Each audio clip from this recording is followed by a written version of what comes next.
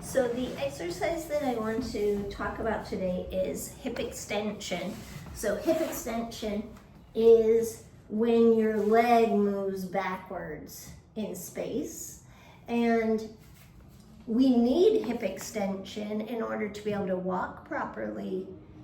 If you don't have that range of motion, then we would do like a hip flexor stretch to open up the front of the hips, and I've done some other videos on that.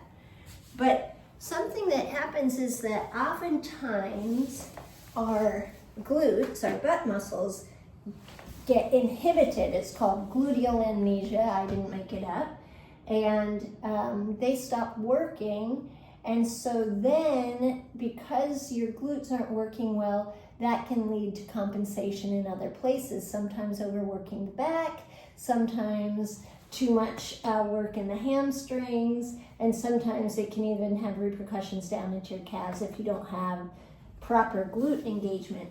So one of the things that you want to check is that when you lift this leg up off the floor, are you engaging your bottom before lifting? It should be your core is engaged, your deep stabilize of your back will follow, and then your glute and hamstring. So this is a great simple exercise. Now, I have to think lengthen and lift and lower. And you could do this alternating. You might find that one side is easier than the other. I want to give you a couple other tips though. If you're on your stomach and you feel it go right into your back, you can take a towel and roll it up and stick it under your hip bones, but leave your pubic bone hanging off. Let's see if I can get there.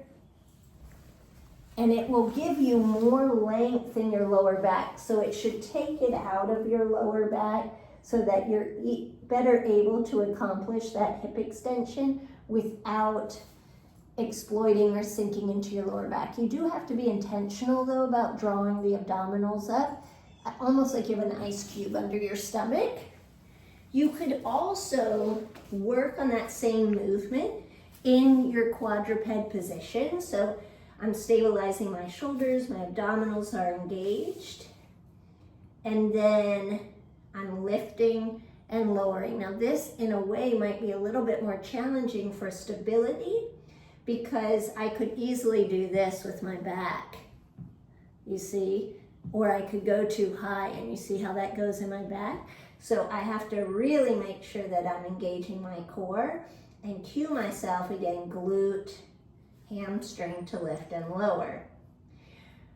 I would do about 10 reps, take a break, and if you can, do multiple repetitions, like 2 or 3 sets to work on that. But form is the most important, particularly if you're using this to retrain your body to start using your glutes. You need to make sure that you're doing that sequencing properly, otherwise you're going to perpetuate the pattern that's causing problems in the first place.